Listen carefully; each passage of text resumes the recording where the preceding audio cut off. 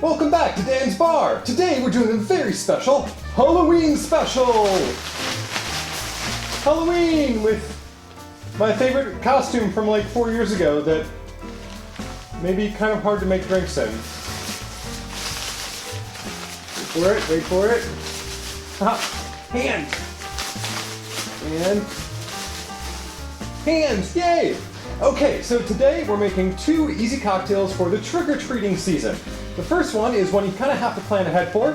It's going to be take a bunch of makers, or bourbon, or whatever kind of dark brown liquor you have, sweet's good, and add in some apples that you cut up in little chunks that fits in the container, and maybe some vanilla beans, some cinnamon sticks, some good stuff, get some nice festive flavor, maybe some allspice, mulling spices, whatever you want to put in there. Put that all into a container and let it sit for 3, 4, 5 days. Cinnamon sticks I only leave in for 2, maybe 3 days. After that it starts making things bitter. But after a couple days they get really tasty, gets all sorts of lusciousness, flavorful goodness going on. And the apple juice from the apples starts infusing with bourbon, and so it dilutes it a little bit and gives it some sweetness in addition to the apple flavor. Very tasty. Then you can strain that through a strainer or colander, some cheesecloth. I find a cheesecloth work very well. And then you can take the apple pieces that are left in there, which at this point are very, very boozy, macerate those like using an immersion blender or something, and then put those in a cheesecloth, squeeze them out, get all that good juice, and you end up with this stuff. Very tasty. It does take some planning ahead, however, all you need to do to serve it is put it over some ice. So, I'm gonna get some ice because I forgot to do that.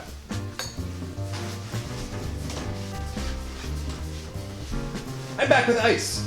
Okay, I just realized and a straw. Okay, have straw. So this one doesn't really take any measuring because it's all kind of pre-infused in the container. I may have accidentally made a handle's worth of it because I forgot that apple juice has volume. Oops. So I have a second bottle. I didn't use Maker's bottle, so it has to have a little cloth over it to make sure you know that it is indeed Maker's and not cheating on my Makers. Go ahead and put that and get it nice and chilled. This one is not really measured, kind of pour as much as you want. And keep in mind, because this is diluted, it's not 1-for-1 shots of booze. It's not as strong as a standard cocktail because it does have all that apple juice in it. So this one, just give it a nice little shake to get it cold. Already diluted, you don't need to get it diluted too much more with the ice.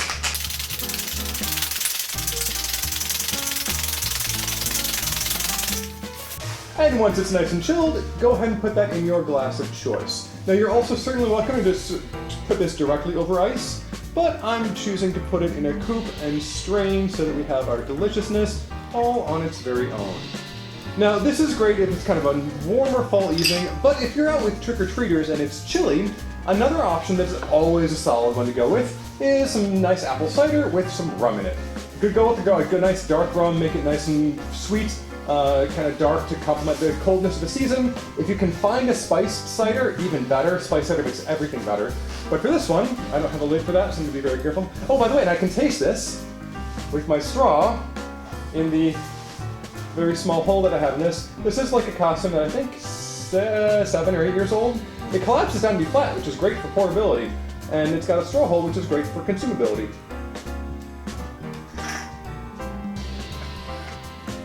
Ooh, yeah. The vanilla bean is clutch in that. I know vanilla beans are expensive. I had some left over from a trip to Tahiti like 5 years ago that I need to use, and vanilla's delicious, and whenever you cut it up, like when you cut onions, it makes your hands smell like onions forever, which is amazing, and I like the smell of that. Vanilla beans, even better, because it makes the smell of vanilla beans all over your hands, which is just delightful. So for this one, it's, again, very simple. You're simply going to put in some cider, and then add some rum. Not overly complex, but given my limited visibility, looking through the 3 layers of blackout thing that I have in front of my face right now, there's a limit to how much I can do right now. So we're gonna go ahead and stick with the simple of combining 2 things together. Also, when it's Halloween and kids are trick-or-treating and you have limited time between when the door knocks come, why not? We keep it simple, you know. And hopefully you're doing some sort of socially distanced trick-or-treating, like chucking candy at them from afar. I've heard all sorts of things, like putting a slingshot or like a long PVC pipe. You put the candy down. I don't know, trick or eating. That strengthens your trick or eating. Anyway, so this one you can go ahead and microwave. And magically it's warm.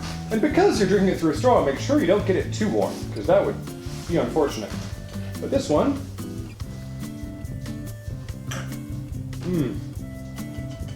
nice and festive. Some allspice drum would be really good in that too to make it even more festive. But in any case, hopefully everyone's enjoying their trick-or-treating and spooky season and all the holiday goodness. Enjoy everything, have some tasty cocktails, and until we meet again, cheers.